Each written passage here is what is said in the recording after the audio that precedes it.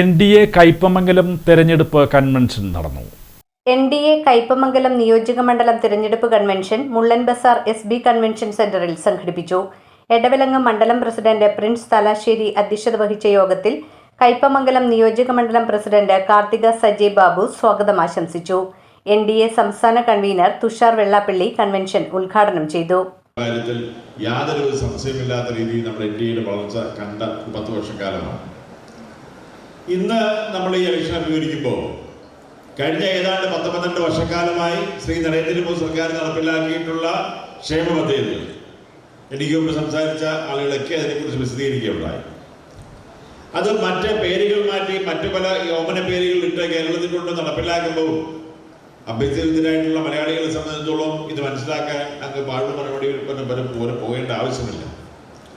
അതൊക്കെ കഴിഞ്ഞ ഏതാണ്ട് 12 വർഷക്കാലമായിട്ട് ഇന്നത്തെ ശ്രീ നരേന്ദ്രമോദി സർക്കാർ നടപ്പിലാക്കിയ സാധാരണക്കാർക്ക് വേണ്ടി നടപ്പിലാക്കിയിട്ടുള്ള സാമൂഹിക ക്ഷേമ പ്രവർത്തനങ്ങളാണ് ഇന്ന്, അല്ലെങ്കിൽ അതിൻ്റെ സഹായമാണ് ഇന്ന് ഇന്ത്യ ഗവൺമെന്റിന് കിട്ടുന്നത് നമുക്കൊക്കെ അറിയാവുന്നതാണ്.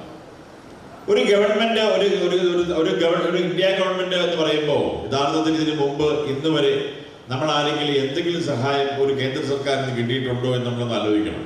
ഇന്ന് നമ്മുടെ റെയിൽവേ ഉൾപ്പെടെ നമ്മൾ തൊട്ടപ്പുറത്ത് കാണുന്ന റോഡ് ഉൾപ്പെടെ എല്ലാം ഇന്ത്യയുടെ മുഖച്ഛായ തന്നെ മാറ്റിയ പ്രധാനമന്ത്രിയാണ് ശ്രീ നരേന്ദ്രമോദി എന്ന് പറയുന്നത്. ഏതൊരു ഇന്ത്യക്കാരനും അഭിമാനത്തോടു കൂടി ഞാൻ ഇന്ത്യക്കാരനാണെന്ന് പറയാത്ത തരത്തിലേക്ക് നമ്മുടെ അഭിമാനം വളർത്തിയ ഒരു പ്രധാനമന്ത്രിയാണ് ഇന്ന് ഇന്ത്യ ഭരിക്കുന്ന സത്യാവസ്ഥ അറിയാവുന്നവരാണ് മലയാളികളായിട്ട് നമ്മളെല്ലാവരും.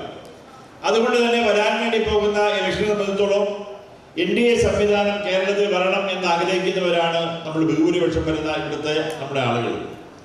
പ്രത്യേകിച്ച് അഭ്യസ്തരായിട്ടുള്ള ചെറുപ്പക്കാരെ സംബന്ധിച്ചോളം തൊഴിലുള്ള സാധ്യത ഇവിടുത്തെ നമുക്കറിയാൻ കഴിഞ്ഞ ഇന്ത്യ ഗവൺമെന്റ് നേതൃത്വത്തിൽ മേക്ക് ഇൻ ഇന്ത്യ ഉൾപ്പെടെയുള്ള ഒരുപാട് കർമ്മ പദ്ധതികൾ നടപ്പിലാക്കിക്കൊണ്ട് ഇന്ന് നമ്മൾ സാധാരണ വാങ്ങുന്ന പണ്ട് നമ്മുടെ ടെലിഫോൺ എടുത്ത് പരിശോധിക്കുന്ന ഐഫോൺ ഉൾപ്പെടെയുള്ള നമ്മൾ വാങ്ങിക്കുന്ന ഫോണുകളെല്ലാം ഇന്ന് ഇന്ത്യയിൽ നിർമ്മിക്കുന്നതാണ്.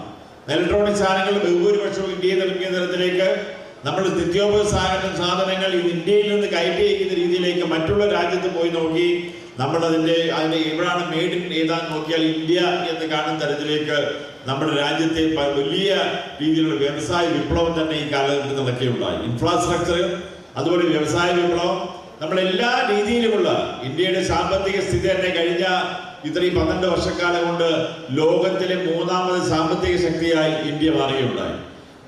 NDA സംസ്ഥാന വൈസ് ചെയർമാൻ AN രാധാകൃഷ്ണൻ മുഖ്യാതിഥിയായി പങ്കെടുത്ത് മുഖ്യപ്രഭാഷണം നടത്തി. എന്തുകൊണ്ട് നിങ്ങൾ BJP-യിൽ വരുന്നു? അദ്ദേഹം പറഞ്ഞു, ഞാൻ പട്ടികജാതിക്കാരനാണ്.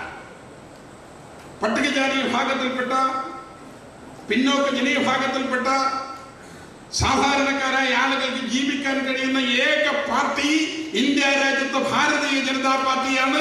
ഏക നേതാവ് നരേന്ദ്രമോദിയാണ്.